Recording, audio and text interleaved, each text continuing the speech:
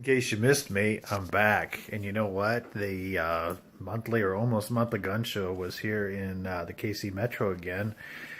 And I went. And there's a particular gun that I've been interested in and for some time, more along the lines of budget, but has gotten good reviews. And haven't been able to find the full-size one in the store. I've found several of the compacts, but went to the gun show and found one dealer who had it. So, and it was a large show, so I spent a lot of time there looking around for it. Since it's been a while since I'd seen it, I went ahead and got it. Ruh-oh, Reggie. The Taurus TH9. Now, you're going to see that this review, or if you want to call it review, experience, is a little bit out of order. That's because I'm a little screwed up in the head. No, I didn't really anticipate on doing anything today. In regards to a review, so just grin and bear it. I have a little bit of everything, and we'll go from there. Okay, so you know these unboxings that we've talked about. Everybody does these unboxings, and let's unbox it and see what's in there. We got the lock, of course, typical standard fare. We got some documentation down there. I thought Taurus had done away with these keys, but I guess not. I guess they still do offer these keys. You probably are aware, if you follow guns at all, that Taurus was known for that lock. And this actually, let's see. Yep, there it is. There's a spot to completely lock out the gun. You can use one of those keys and do that. Now, having said that, it does not look like the sights are adjustable at all. It looks like they're fixed. So, anyway, we're back to what we got in the box here. 2 17-round magazines, a speed loader of sorts, and this kind of threw me when I was there because I tried to use, at the range, I tried to use the speed loader. It does come with extra backs, which I presume these tools will help with as well. And, yeah, maybe, hopefully you didn't hear that. But anyway, a little bit of false advertising here. No brush. I don't know if I was supposed to get a brush or not, but there's no brush in there. And there's no dental floss either. So I guess one drawback to this gun is that I'm going to have horrible teeth.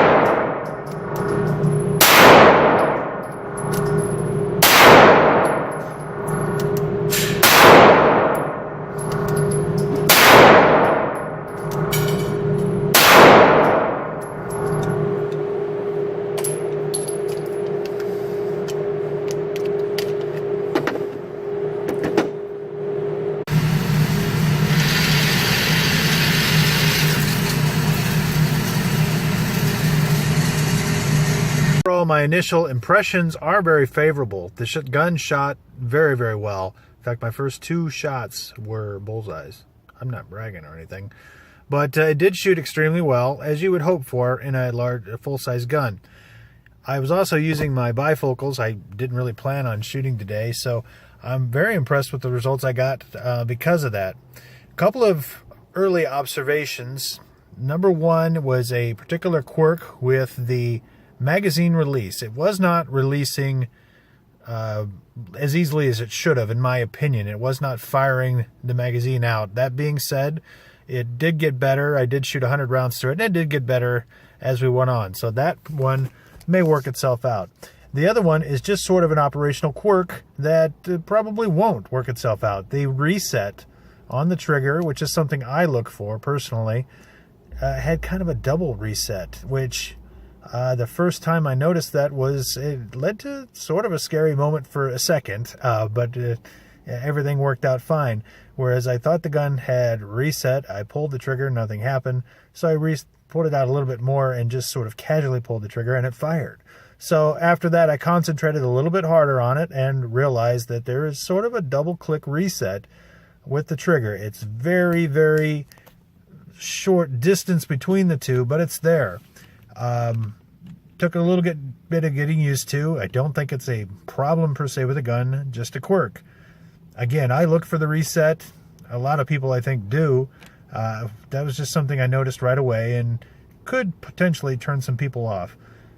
All things being equal, however, I am very happy with the purchase, especially for the money. So I look forward to shooting it some more. I want to get my son out on the range with me and get his thoughts as well. And I'm still recording for some reason. Okay, so we'll finish this couch review from in front and beside my couch, which is right here. You get the little corner of it there. But I wanted to follow up on a couple of things. Number one, after the shooting video and then the video of me in the car, I mentioned the issue of the magazine release. It turns out it is just going to take some getting used to because, again, this is a fully ambidextrous gun. And if you just press on the mag release, yeah, see, that time it just flew out. But I found that if you press hard enough, it does just drop out. And I'll try the other magazine just to be sure. Yeah, it does. It's fine. It's fine there. I did want to note another little quirk. Well, I wanted to show you as well the trigger pull and the reset and that I noted was sort of a double click. And we'll see if we can replicate that. By the way, I do have snaps in here. So I'll get that tag out of the way. Okay, and then the reset.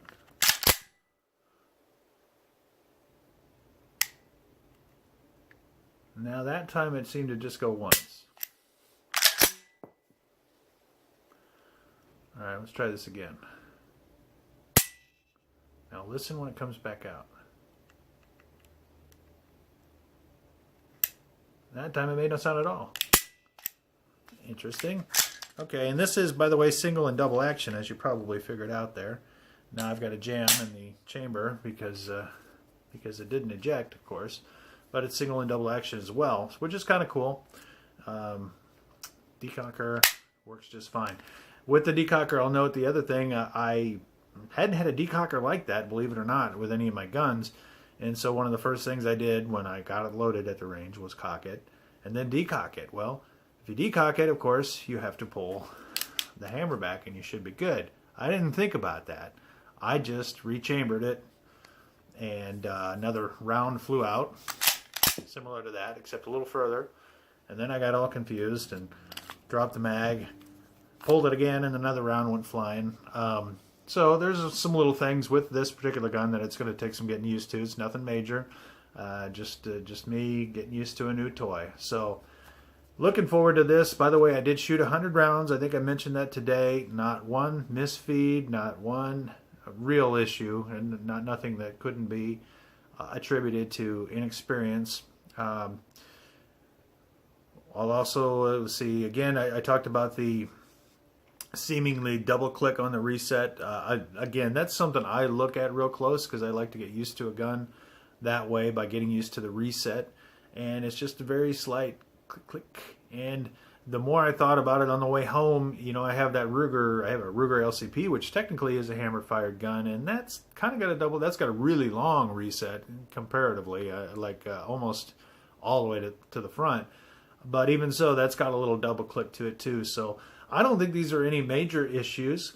One little peeve of mine is that they did have the tie through the gun. For the gun show, they had a zip tie through it, and I got into the range, and all I had with me was my keys. I didn't even have my range bag. Usually I keep a knife in there. So I got a couple of little tiny scratches on the front, my own stupidity. But hey, it is what it is. I think I'm going to have a blast with this. This is the type of gun anyway, exactly the type of gun I was looking for. So I'm looking forward to learning a little bit more about it, getting better with it. I mentioned the first two shots at 7 yards were bullseyes. Everything I shot, by the way, which maybe this is a good time to put those up. Maybe I've already put them up in the video. I'm not sure. But my first two shots through this were bullseyes. So that's always a good sign too. It makes me feel pretty good. I think it's going to be a great toy, and I'm looking forward to it. We'll see you down the road.